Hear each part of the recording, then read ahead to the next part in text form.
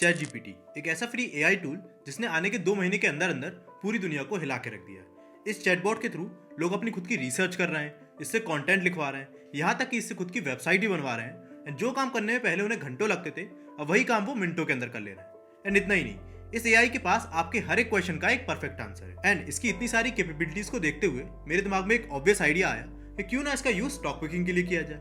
अब इसके चलते मैंने से एक क्वेश्चन पूछा that which are the best stocks to invest in India. एंड इसके बदले इसने मुझे एक लंबा चौड़ा आंसर दिया, जिसमें इसने बोला कि चैट जीपीटी एक ऐसा एआई टूल है जो केवल 2021 के डेटा तक पे ट्रेंड है, एंड इसीलिए लेटेस्ट डेटा ना होने की वजह से ये हमें एग्जैक्ट स्टॉक पिक करके नहीं दे सकता। बट इसका यूज करके हम स्टॉक पिकिंग का जो प्रोसेस है वो इतना फास्ट और इजी बना देंगे जितना आपने कभी सोचा भी नहीं होगा। और एक पर्सन जिसे स्टॉक पिकिंग के बारे में कोई भी नॉलेज नहीं है, वो भी इजीली 5 से 6 मिनट के अंदर अपने लिए एक बेस्ट स्टॉक चूज कर सकता है। अब इसके बाद हमने सेकंड क्वेश्चन ये पूछा कि क्या हमारे लिए ये tool step by step process बना के दे सकता है जिसके बेसिस पे हम गुड क्वालिटी स्टॉक्स को क्विकली पिक कर पाएं। एंड इस क्वेश्चन के बाद इसने हमें एक 7 स्टेप का प्रोसेस बना के दिया।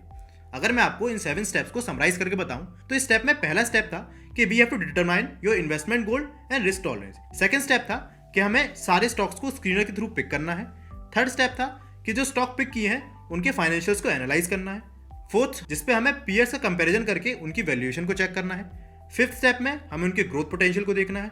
इसके बाद 6 स्टेप में हमें इंडस्ट्री एंड इकोनॉमिक ग्रोथ को देखना है। एंड 7 स्टेप में हमें कंपनी की चीजें लाइक फ्रॉड एंड इनके मैनेजमेंट के बारे में जानना है। अब आई एम श्योर ये सब सुनने में आपको काफी ज्यादा कॉम्प्लिकेटेड लग रहा होगा, बट इनमें से ज्यादातर स्टेप्स हमें चैट जीपीटी ही करके देगा।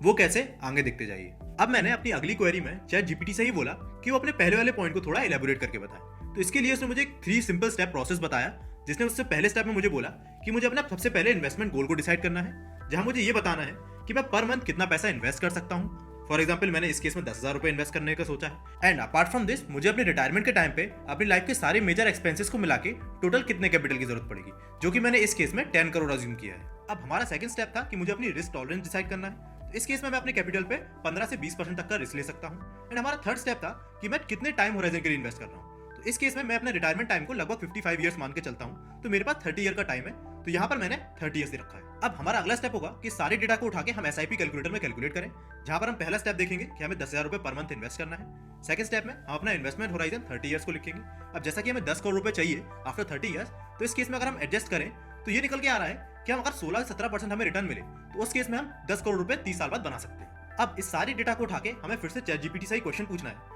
कि अगर मैं हर मंथ के बेसिस पे 10,000 रुपए इन्वेस्ट करूं in the form of SIP, और ये इन्वेस्टमेंट मैं लगातार 30 साल तक करता हूं विद द 17% एनुअलाइज्ड रिटर्न, तो अगर मुझे 10 करोड़ का कैपिटल चाहिए आफ्टर 30 ईयर्स, तो उस केस में मुझे लार्ज कैप, मिड कैप और स्मॉल कैप स्टॉक्स में किस तरह एलोकेट करना चाहिए। तो इधर चैट जीपीटी ने मुझे आंसर दिया कि एक रूल ऑफ थंब के हिसाब से मुझे मेरा 50% पैसा लार्ज कैप स्टॉक्स में, 30% पैसा मिड कैप स्टॉक में और बाकी का बचा हुआ 20% पैसा स्मॉल कैप स्टॉक में इन्वेस्ट करना चाहिए। अब हम आते हैं अपनी प्रोसेस के सेकंड स्टेप पे, जहां पर हमें स्क्रीनर की मदद से स्टॉक को सिलेक्ट करना है। इसके लिए हम स्क्रीनर की वेबसाइट पे जाएंगे screener.in, और यहाँ पर हम स्क्रीनर पे क्लिक करके क्वेरी लिखेंगे for selecting large cap stocks and mid cap and small cap stocks. इन दोनों ही केस में क्या क्वेरी बनेगी मैंने आपको आपकी स्क्रीन पे दे दी है। आप चाहे तो ये सीधे की सीधे कॉपी एंड पेस्ट भी कर सकते हैं, बट फिर भी मैं आपको एक बार लार्ज कैप केस की क्वेरी बता देता हूँ, जिससे आप अपने हिसाब से चीजों को मॉडिफाई कर पाएं। सबसे पहले मेंशन करेंगे year on year sales growth को and year on year profit growth को। इसके बाद हम मेंशन करेंगे मार्केट कैपिटलाइजेशन को, जो कि 20,000 करोड़ से ज्यादा होना चाहिए, जो कि लार्ज कैप स्टॉक माने जाते हैं। अब इसके बाद हम मेंशन करेंगे return on equity and return on capital employed को, जो कि 15% या उससे ज्यादा होने चाहिए।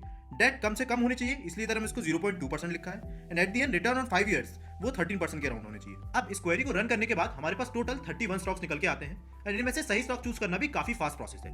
सबसे पहले हमें ऊपर से शुरुआत करनी है, और सबसे पहली चीज हमें चेक करनी है current market price of the share.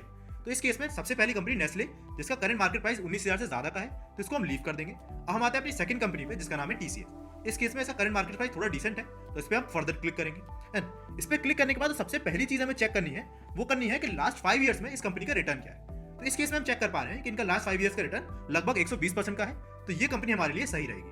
अब कंपनी को सिलेक्ट करने के बाद हमारा थर्ड स्टेप आ जाता है, जहां हमारे कंपनी के फाइनेंशियल्स को चेक करना है। इसके लिए भी हमें केवल 5 से 6 चीजों को ही देखना है और पूरी चीजों को एनालाइज नहीं करना है। सबसे पहले हमें इनके क्वार्टरली रिजल्ट्स को देखना है, और ये देखना है कि क्वार्टर एंड क्वार्टर बेसिस पे क्या इनके सेल्स ग्रो हो रहे हैं, तो यस सेल्स ग्रो हो रहे हैं। फिर इसके बाद हमें देखना है क्या कंपनी के ऑपरेटिंग प्रॉफिट ग्रो हो रहे हैं, तो यस ऑपरेटिंग प्रॉफिट भी ग्रो हो रहे हैं। इसके बाद हमें ये चेक करना है क्या ऑपरेटिंग प्रॉफिट मार्जिन में जो फ्लक्चुएशन है वो 1 से 2% से ज्यादा तो नहीं है, तो यस 1 से 2% से ज्यादा नहीं है।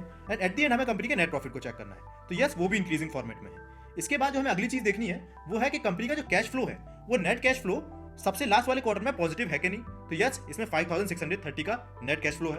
अब लास्ट चीज जो हमें चेक करनी है वो है शेयर होल्डिंग पैटर्न, जहां पर हमें देखना है कि कंपनी के प्रोमोटर्स, एफआईआईज और डीआईआईज की जो शेयर होल्डिंग है वो ज्यादा बड़े बेसिस पे कम या घटी तो नहीं है। तो इस केसेस में प्रोमोटर की होल्डिंग कांस्टेंट रही है, एफआईआईज ने अपनी होल्डिंग हल्की सी कम करी है, बट दूसरी तरफ डीआईआईज ने अपनी होल्डिंग बढ़ाई है, जो कि एक अच्छी बात है। अब इसके बाद आ जाता है हमारा फोर्थ स्टेप, जहां पर हमें ये चेक करना है कि कंपनी की जो वैल्यूएशन है वो ज्यादा एक्सपेंसिव है कि नहीं। तो उस केस में हमें इसको केवल इसके पीयर से कंपेरिजन करना है।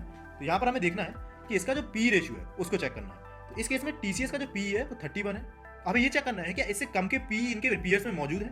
इस केस में हमें दिख रहा है कि विप्रो का जो पी है वो 19 का है, बट एक और बात देखने वाली ये भी है कि टीसीएस के केस में इनका आरओसी यानी रिटर्न्स है वो 54% रहे हैं और विप्रो के केस में यही रिटर्न्स 21% है। बट फिर भी विप्रो क्योंकि हमें सस्ता मिल रहा है तो एक बार इस पर क्लिक करके देख लेते हैं। अब अगर हम विप्रो के केस में देखें तो सबसे पहले चीज हम वही चेक करेंगे 5 ईयर्स के रिटर्न।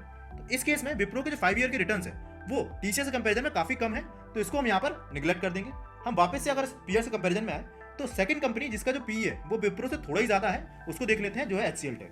अब एचसीएल टेक हमें काफी अच्छे सस्ते वैल्यूएशन पे मिल रही है और अगर हम इसका लॉन्ग टर्म का 5 ईयर्स का चार्ट पैटर्न भी देखें तो इसमें भी इसका जो रिटर्न है वो टीसीएस से भी अच्छा है। अब इस केस में क्योंकि इसका पी भी कम है और रिटर्न भी अच्छा है तो हम इसके स्टेप को फिर से फर्दर एनालाइज करेंगे। अब इस केस में अगर हम इनके क्वार्टरली रिजल्ट्स को देखें तो यहाँ पर हमें सेल्स में भी ग्रोथ दिख रही है, यस, ऑपरेटिंग प्रॉफिट में भी ग्रोथ दिख रही है, यस, और इनकी ऑपरेटिंग प्रॉफिट मार्जिन में भी इंक्रीमेंट दिख रहा है, that is also good, and इनका जो नेट प्रॉफिट है उसमें भी इंक्रीमेंट दिख रहा है। और इसके बाद अगर हम इनके कैश फ्लोज को देखें तो लास्ट क्वार्टर में वो पॉजिटिव रहे हैं एंड इसके केस में भी इनकी जो शेयर होल्डिंग है उनमें ज्यादा फ्लक्चुएशन नहीं आया है और एफआईआईज ने अपनी शेयर होल्डिंग बढ़ाई है, जो कि अच्छी बात है। अब यहाँ तक आपका मोर देन 80% काम हो चुका है। इसके बाद हम अगेन फिफ्थ स्टेप पे आने के बाद कंपनी का ग्रोथ पोटेंशियल चेक करेंगे, जिसमें हम सबसे पहले जानेंगे कंपनी का बिजनेस मोड क्या है एंड फिर से हम चैट जीपीटी से ही एक क्वेश्चन पूछेंगे कि एचसीएल टेक के केस में इनका बिजनेस मोड है क्या।